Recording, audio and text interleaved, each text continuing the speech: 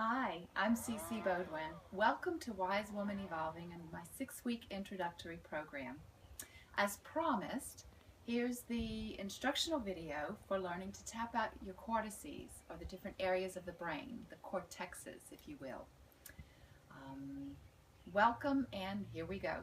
So, for tapping, what we want to remember, while we're tapping, we're going to take some gentle breaths in and out. We don't want to hold our breath. So it would be more like, and we want to breathe deeply. Breathe as deeply as you can, getting as far down into the belly as you can, and letting it out again. So when we're tapping, the hand position with tapping is open fingers. You want to pretend there's a center part here, and we tap on both the right and left side. That way we cover everything, the right and left side of the brain, hemispheres of the brain. And then when we are holding a hand position on the head somewhere, we're going to have closed fingers. So let's begin, shall we? So we're going to start with closed fingers, and for the first hand position, we take the thumb of a closed hand and place it on the back of the head. If you feel in the back, you'll feel two knobbly things. You want the thumb just sitting below that, where the head meets the neck. Again, closed fingers for the hand over the head. If you don't want to touch the head itself, say if you have a hairdo that you don't want to mess up, it's quite all right to keep the focus just above the head. That's not a problem. So we start by, again, closed fingers, thumb at the base of the skull, here. And with our tapping hand, again, please remember open fingers. When we have the hand on the back of the, or anywhere on the head, open fingers means scattered fingers, scattered energies. We're missing parts of the brain. We don't want that. So on the head, closed fingers. Tapping, we want to be able to cover the right and left side, so we're opening those fingers. So begin with me, please, and just take a deep breath in and begin to tap. We're not beating anybody up here, just a gentle tapping. Head and heart. You may choose to do head and heart while breathing in, or I'm sorry, head while breathing in and then out, and then heart while taking your second deep breath in and out, or perhaps an inhale, exhale, inhale, exhale. However you like is fine, but we want to we do want to tap through 2 full breath cycles. Our next hand position will move on. The easiest way to accomplish this, because we're eventually going to cover the brain, is take the tapping hand and close the fingers, and then what you'll do is come and meet the other hand like so. Notice I did not leave any open spaces or gaps. I met thumb to pinky, so on the tapping. So we started there, we're going to have here, and then the other hand we open up and tap while we're breathing gently in and out. Deep breaths.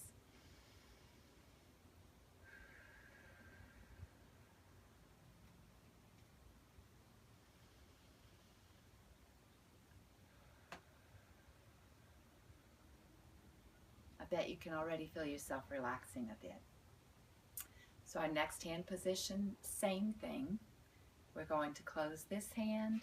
Again, meet where the thumb and pinky meet with closed fingers. Remove the other hand, the one you had there already, open, and begin to tap while breathing deeply in and out. And if you tap over the hand or the head, that's okay. As long as you're getting, remember, pretend there's that center part and you're tapping both right and left side. So tap and breathe through 2 breath cycles.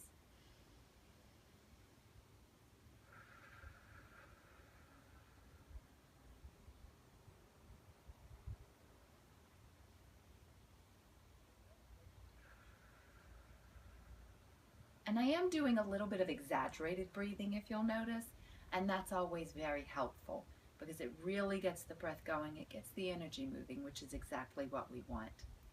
And again, we'll meet so that there are no gaps, and again, closed fingers, because scattered fingers equals scattered energy, and we don't want that. And tap with the other hand, remember, getting both right and left sides. So you don't want to tap here, you don't want to tap here, or this kind of thing. You want to make sure that you're actually tapping both sides. And again, you can tap off the head or on. Remembering to breathe deeply in and out.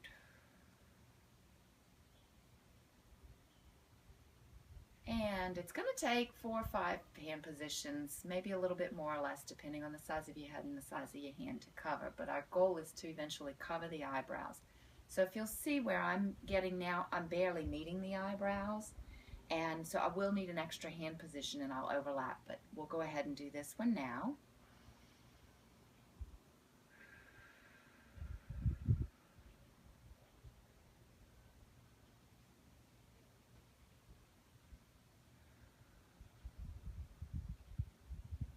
And because I didn't cover the eyebrows, because we don't want to miss anything in the prefrontal cortex here, then I will, I was here, so I will overlap and tap again. Again, breathing deeply. Be sure you get right and left sides of the brain. Through 2 deep breath cycles.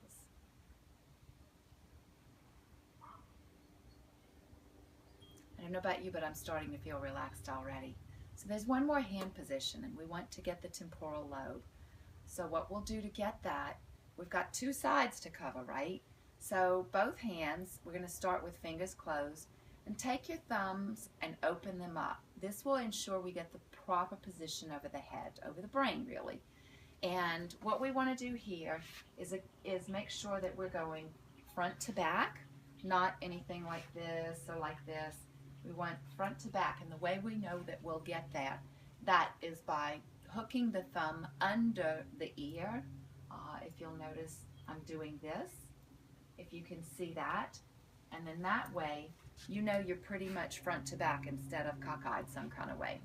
So we've got 2 sides, and we're going to get them both like that. How are we going to tap? So the trick here is we have to remember, if we don't tell the brain we're not moving a hand, it won't know the difference.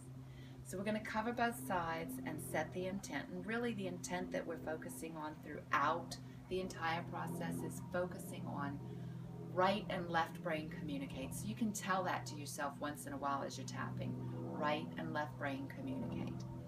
So we're going to pretend, we're going to set the intent. So we're going to hold here for about 15 seconds or so. And then pretending with all our might that our hand is still there, we're going to move one and gently tap while we're breathing.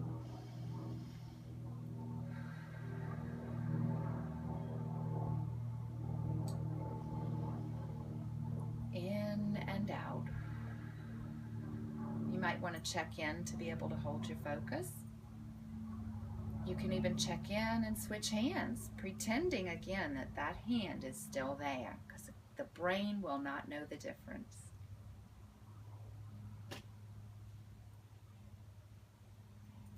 And you may relax.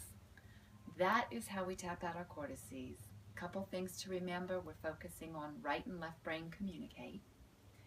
Breathing in and out deeply as we tap without holding our breath in between. When we're tapping, pretend that you've got that center part and you're tapping both the right and left side. We don't want to do this or this or this kind of thing. We're tapping here. See how I'm covering both sides of my head? And then with the hand position that's over the head or over the different sections of the brain, we make sure that that's closed so that we are covering every part of the brain. We don't want to leave any cold spots. So something that's helpful to remember with tapping out your cortices throughout your day, you can start your day by tapping your cortices out in the morning and making sure it gives you that nice, bright, fresh start to your day, and it really wakes you up. You can also tap your cortices out before going to bed, and that helps you really relax. I'm sure some of you may even be yawning, and that's okay. That's a good sign. It means the energy's moving, which is really healthy. But if you tap out right before going to bed, then it kind of sets the tone and helps you sleep really, really well. The brain knows what time of day it is, so don't be concerned about, well, is it going to keep me awake or is it going to make me too relaxed? The brain will know what to do, what time of day, and what you need to perform. Your focus will already be kind of set on that anyway, whether you're paying attention to that or not. Other helpful times under stress, we want to tap out our cortices more often, and as well as, performance before taking exams. My daughter uses them to tap out. She uses this technique to tap out before a piano performance, and she does so beautifully. When she does not, she finds herself fumbling a little bit, and it's a very frustrating experience. You can use this for all sorts of things. If one of your children or grandchildren falls and they're, starting to tap out their cortices, and it just really settles them right back down.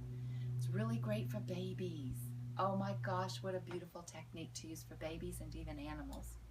If you have a young child or baby, you can easily do the technique on yourself with your focus on that child or pet, animal, etc. Beautiful technique, experiment with it. There's so many more ways to use this, but I won't get into all of that here. Enjoy the video. I hope you have. Enjoy the technique, and happy tapping. Again, I'm CiCi Baudouin, Wise Woman Evolving, and thank you so much for joining me today.